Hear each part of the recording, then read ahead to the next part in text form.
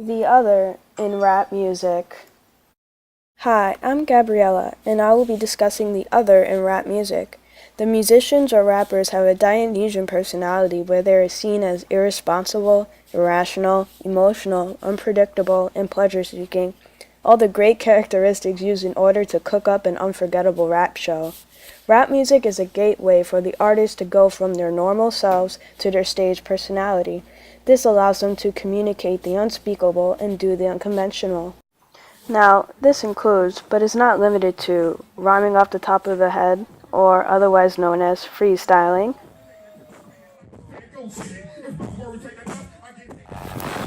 dancing,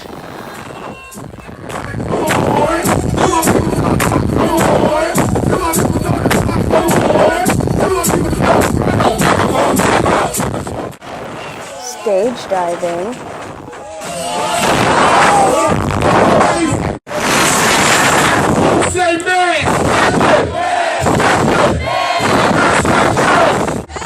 lighting up that you-know-what,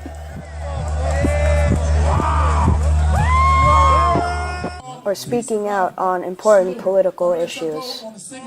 Michael Brown, that's what I'm talking about right there, man. And let's get a picture of that, please, man. And shout out to that, man. And shout out to y'all. Peace and love, man. Salute. I'm gonna talk other schools. The Smokers Club seed was planted in the summer of 2010 by a group of friends seeking to share their love of weed culture and music with the rest of the world. While putting one in the air, the idea to create an event where everyone could celebrate their favorite hobby was formed, and the Smokers Club was created. Whether you are in favor or not in favor of it, marijuana is a massive component of hip-hop culture, as well as other drugs. However, I will be focusing on hip-hop and the weed subculture. No matter the era, it's always played a major role with hip-hop. The rap lifestyle has always gone hand in hand with drugs, partying, and everything that comes along with that. Weed makes a very distinct effect on the music that gets made around them and the artists that make it.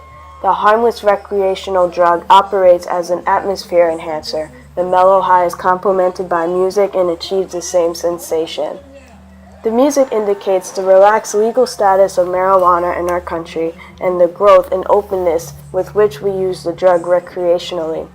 As the social disgrace against the plant gradually fades away, the already weed-friendly hip-hop industry continues to welcome it fully and uses its newfound status to their advantage. Weed-driven rap music takes on the characteristics of the actual high caused by the drug, as weed rappers tend to make music that is laid back and very chilled out, from artists like Snoop Dogg to Cypress Hill to Method Man and Redman.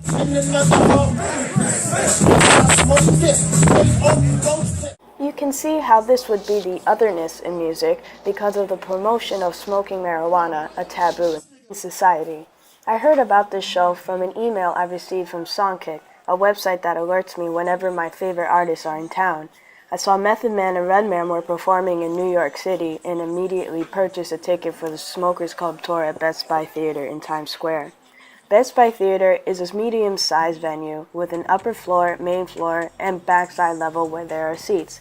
The venue isn't that big, so even though you're all the way in the back, you're still pretty close to the performer. It holds a wide array of events, including concerts, live television, web broadcasts, live recordings, award shows, and event parties. The marquee is an 85-foot-long LED high-definition screen which can display both live and digital video. It is one of the largest marquees on Broadway and is directly connected to the MTV marquee. Its interactive text messaging capabilities and the ability to broadcast events live from the stage directly to the marquee in real time. Each rapper was introduced by the host, or also known as the hype man. The host cues the DJ to drop a song or sound effect that lets the audience know someone is about to enter the stage. This is when the host turns into the hype man. Depending on who the artists were, they would either enter by walking onto stage, jumping or running, or walking with something lit in hand. There was a certain hierarchy that was established. The up-and-coming artists go first in order to get the crowd ready for the main performers.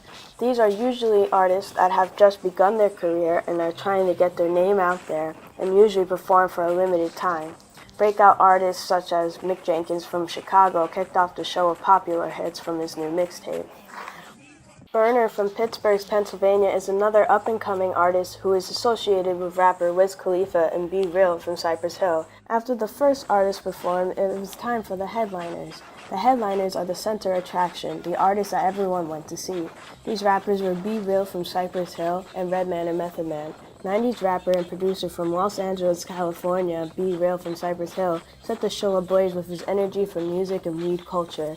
He started off the show with his famous songs from Cypress Hill's Black Sunday, released in 1993, and Cypress Hill 4, released in 1998. He's known internationally for his Spanish and English songs that give hip-hop a Latin twist. The main artists who had the longest performance were the dynamic duo Redman and Method Man, another group who broke out in the late 1990s and early 2000s. Method Man from Staten Island, New York, and Redman from Newark, New Jersey celebrate weed culture and are actors when they are not in the studio. They are well known for their cult film How High that came out in 2003. The high-packed energy they provided in the show let the audience know that they have not strayed away from their music.